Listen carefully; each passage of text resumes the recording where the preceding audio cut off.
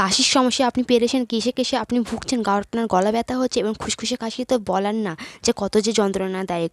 তো আপনি খুব সহজে এই ড্রিঙ্কটা একবার পান করুন, দেখবেন আপনার কাশি খুব সহজেই দূর হয়ে যাবে। 5 মিনিটের মধ্যে আপনার গলা ব্যথা, কাশি, কফ উঠে সব দূর হয়ে আসবে। আপনার কাশি খুব সহজেই আপনার ঠিক হয়ে আসবে যদি এই রেমেডিটা যদি বাড়িতে তৈরি করে আপনি পান করেন। তো অনেক সময় কী হয়, আমরা কাশির সিরাপ খাই বা কাশির ওষুধ ট্যাবলেট যেগুলো আছে ওগুলো আমরা খেয়ে থাকি, কোনোতেই কিছু হতে চায় না। তো আপনি বাড়িতেই যদি রেমেডি তৈরি করে যদি খান না, আপনার কাশি খুব সহজে দূর হয়ে আসবে 5 মিনিটে। এই রেমেডিটা আমি আপনাদের সঙ্গে শেয়ার করব। এটা আগেকার যুগের মুরব্বীদের এটার নুস্খা টোটকা, যেটা আপনি জানলে আপনারও এই কাশিটা খুব সহজেই দূর হয়ে আসবে। তার জন্য আপনি যদি একটু ভিডিওটি সম্পূর্ণ দেখেন তো দেখবেন আপনি কাশি খুব সহজেই দূর করে নিতে পারবেন। তো এখানে দেখুন আমি তুলসী পাতা নিয়েছি। এই তুলসী পাতাটাকে ভালো করে কেটে এইভাবে পাতা থেকে আলাদা করে নিতে হয়। এই তুলসী পাতার মধ্যে রয়েছে অ্যান্টিঅক্সিডেন্ট এবং অ্যান্টি ইনফ্ল্যামেটরি, যা আপনাদের কাশি দূর করতে খুব ভালোভাবে সাহায্য করে। তো এইভাবে এই ড্রিঙ্কটি তৈরি করবেন, সমস্ত কিছু এর মধ্যে দেওয়া আছে। যদি এই ড্রিঙ্কটা যদি একবার যদি আপনি পান করেন, আপনার রেজাল্ট আপনার এতটা যে ভালো পাবে বলবার না। আপনি যে ওষুধ খেয়ে যে ভুগছেন, তো কিংবা আপনি ওষুধ নাও খেতে চান, তো যদি ডাইরেক্ট যদি এই রেমেডিটি তৈরি করেন তো দেখবেন আপনার কাশি খুব সহজে দূর হয়ে আসবে।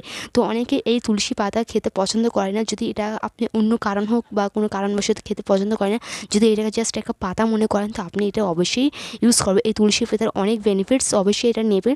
তুলসী পাতা প্রচুর গরম, এছাড়া আমাদের শরীরের রোগ প্রতিরোধ ক্ষমতাকে বাড়াতে খুব ভালোভাবে সাহায্য করে। এছাড়া আমাদের হজম শক্তিটাকেও খুব ভালোভাবে বাড়ায় এই তুলসী পাতা।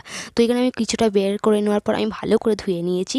প্লিজ ভিডিওটির সঙ্গে থাকুন, দেখতে থাকুন। তো এটাকে আমি একটি পাত্রে নিয়ে নেবো, এটাকে আমি বয়েল করব।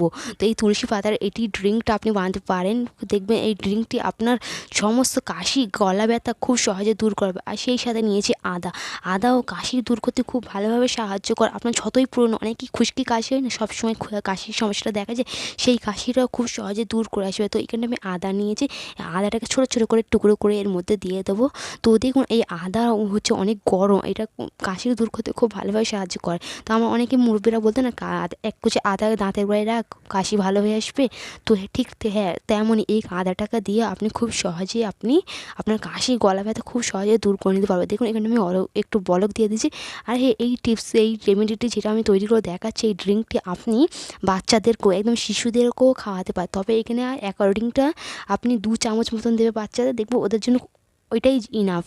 তো দেখুন এর মধ্যে দিয়ে দিচ্ছি একটি দারচিনি, একটি এলাচ আর একটি লবঙ্গ। তো আপনি কতটা আপনার কেমন, এটা একবারের জন্য এটা ঠিকই আছে। তো আপনি বারবার বানাতে বেশি করে যদি বানাতে চাই তো একটু পরিমাণটা বেশি নেবেন।